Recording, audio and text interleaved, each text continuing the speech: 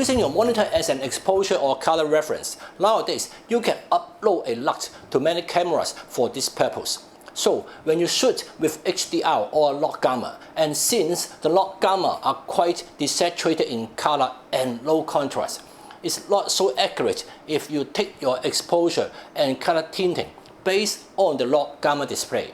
Plus, it will not have much response to your minor adjustment. So it will be better to change the log gamma into Red 709 display before if you want to take the monitor for reference. And it's also better and more comfortable for those who are not used to working with log gammas.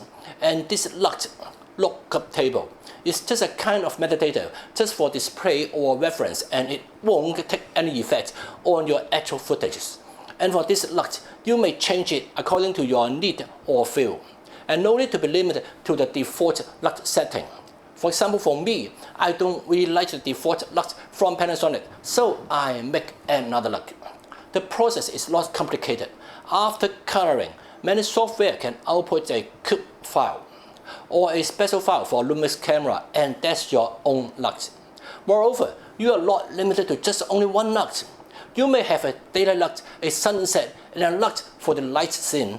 You can switch between them and apply to your specific scenarios. For the normal practice in the industry, of course, the most common camera is the ARRI Alexa. When shooting with RAW, ARRI provide a RAW to 709 LUT for display. Besides that, many cinematographers will make their own LUT for their movie.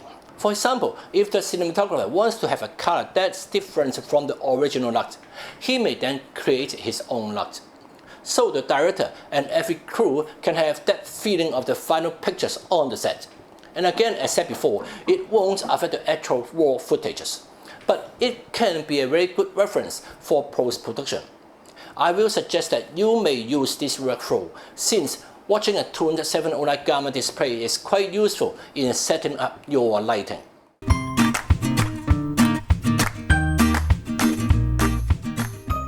If you are not shooting with RAW, you will then shoot with those common codecs. Now, some cameras will provide ProRes, or the most common codec is the H.264, or some cameras can provide also the H.265. Some people will ask if the H.265 is better than the H.264. I will further illustrate this issue in another episode, but put it simpler, H.265 is not better than the H.264. Or you may say the H.265 is superior since it can have a smaller file size with the similar image information and performance compared to the H.264. Just for an example, a 20-second duration file, the H.264 may take 1 GB size, but the H.265 may be just 600 MB size. Since the H.265 uses a much more complex and clever calculation. And may I stress again, if you are going to make a movie and there is the OI option or intra, it's better that you go with this format. OI is stored frame by frame, just as the same as the ProRes. You can know more about this issue by watching my previous episode of talking about ProRes. Don't use H.265 since it cannot be even smoothly played back by many computers. You may open it, but you cannot smoothly play back it since the compression is quite severe. And so, when can I use the H.265 for shooting? I will say that if you are short of memory cards that day and you have many things to shoot, you may consider using H.265.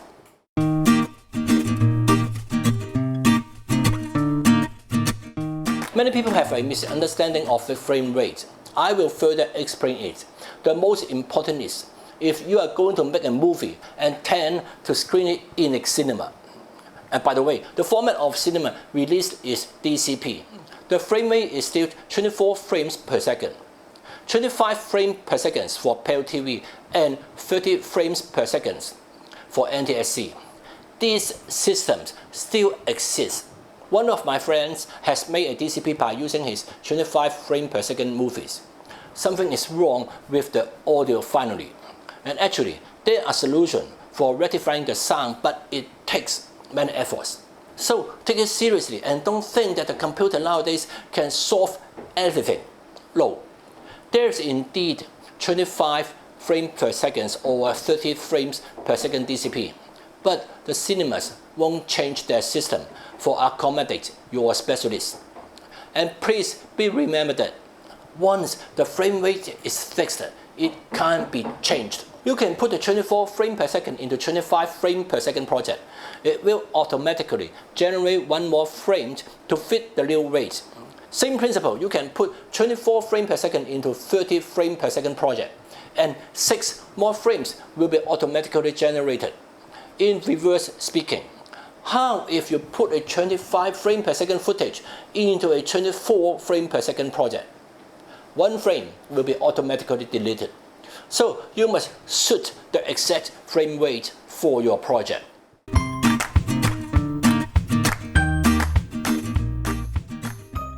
Regarding audio recording, most people will think that there should be a soundman with a multi-track separate audio recorder. So you can have separate audio track for individual actors. Sure, that's right. It's so-called the double system and also the best for sound recording. Not only the film but also for digital video production. Yes, an independent department with its own equipment for the best result.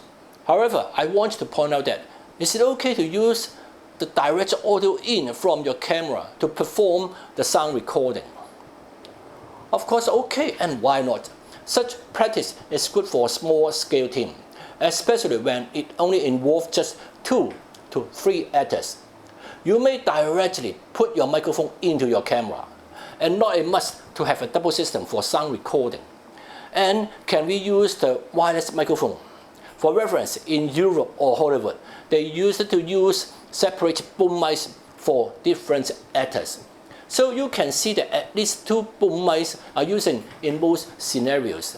They don't like using the wireless microphone and prefer using boom mics, which will directly point to the targeted actors for sound recording. Even if it involves more than 2 actors, maybe they will add another boom mic. Move it around to record the sound when whoever is speaking. In Hong Kong, we used to use wireless microphone, and certain European crews also love to use wireless microphone. Very convenient that one wireless mic for one individual actor. There's no right or wrong between these 2 practices. But on the other hand, there are also advantages for not fitting a wireless microphone to an actor, since sometimes it will make noise or undesired sound when a mic is attached to the actor's body. And by the way, there are actors who really hate wireless microphone, and they will then refuse fitting wireless microphone onto them. Briefly conclude, for small filming crews, it's not a bad idea to directly put the microphone into your camera. And please don't worry that the record sound is not good enough. You can rectify it by dubbing in post-production. Many productions do have dubbing for a better sound, but sure, a guide track is still needed for dubbing. So if there is only limited resources or manpower during filming, you may use the simplest way to record the sound first.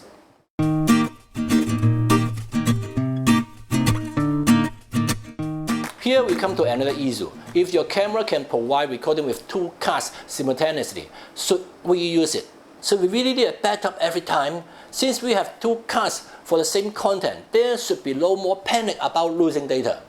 Or your footages are very long, and so is it better to have automatic extended recording? That means after the A card is full, it will automatically extend to the B card. Yes, basically 2 concepts.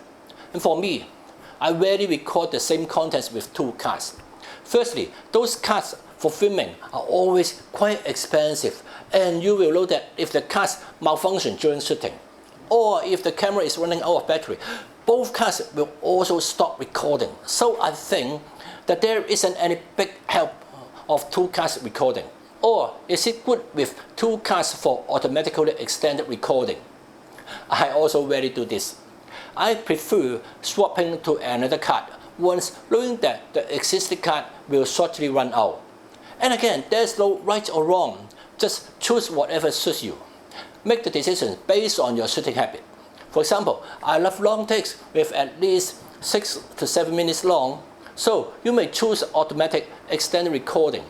or occasionally you think that the scene is very important, and in case of any cut problems, you may then shoot with 2 cuts at the same time. Just do whatever you can afford and are comfortable with.